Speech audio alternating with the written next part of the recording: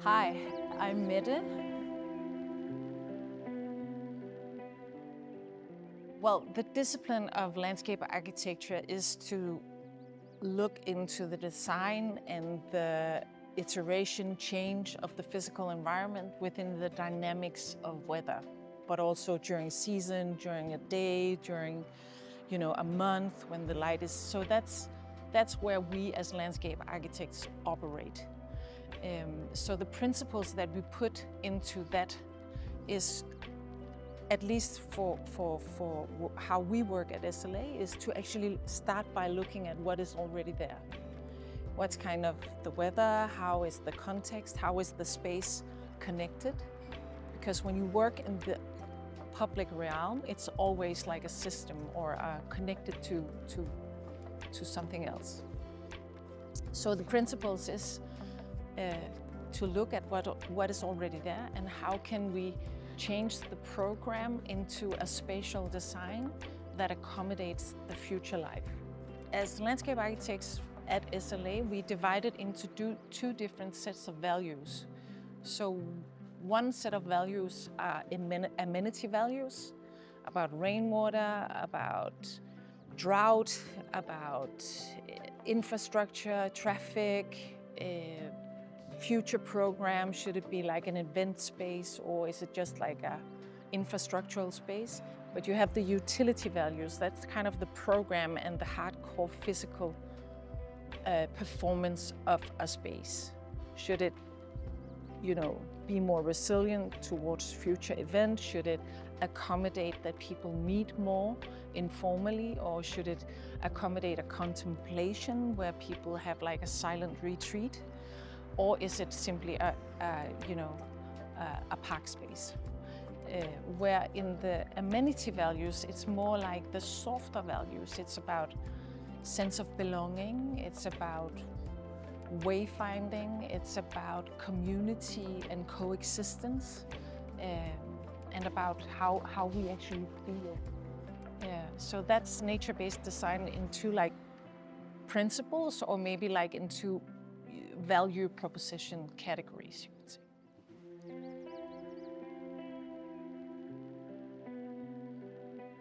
Yeah, that's a hard question for me to answer, but I could say that personally, the way that I've been part of SLA for almost 15 to 16 years is that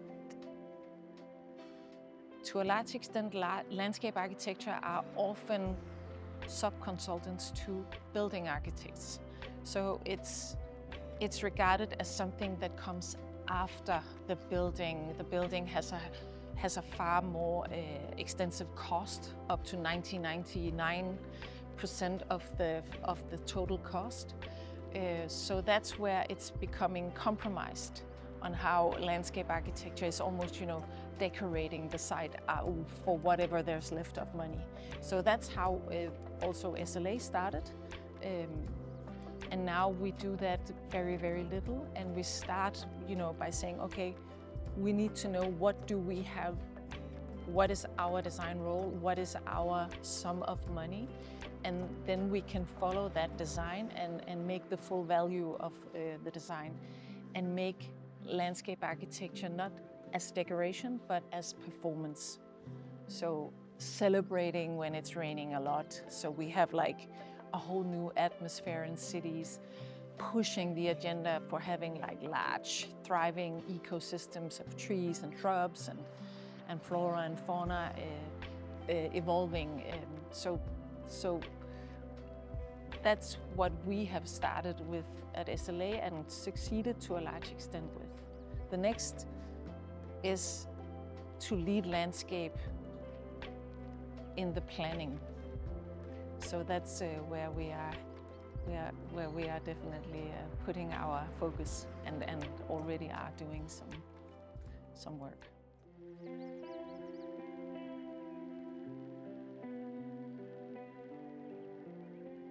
Our approach from SLA is actually the same. It doesn't differ from the city center of Abu Dhabi or Toronto or Copenhagen. Our purpose remains the same. It's to create space for life. including all life. And our approach is always to start with actually analyzing and understanding the context with what is happening socially, what is happening physically. Is it like extreme drought? And then how is the daylight? How is the microclimate? How is everything sort of in the context of that specific site? And then one aspect that we also look into is like the time depth.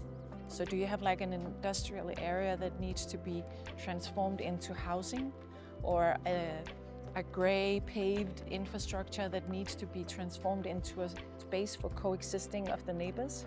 Then you sort of need to understand, in order to be able to plant things, you need to, from, you know, what's like the growth medium, what's the soil. You need to be a little bit nerdy in order to actually make things grow, but also make the life unfold and nudge it a little bit. So our purpose are always the same. Our approach and our processes also are very much the same. You could say that when we are unsure on, you know, a scale of a project, we try to talk to the client, talk to the end user, and ask them if we should do a mock-up, or let's test and see, like in the surroundings, what is functioning, what is not functioning. So that's what we do, either if it's like in Abu Dhabi or in...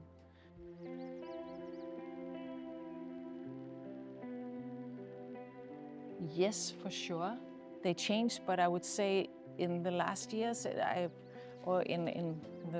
the last 5 years, it's really been looking into how we can lead urban planning by landscape.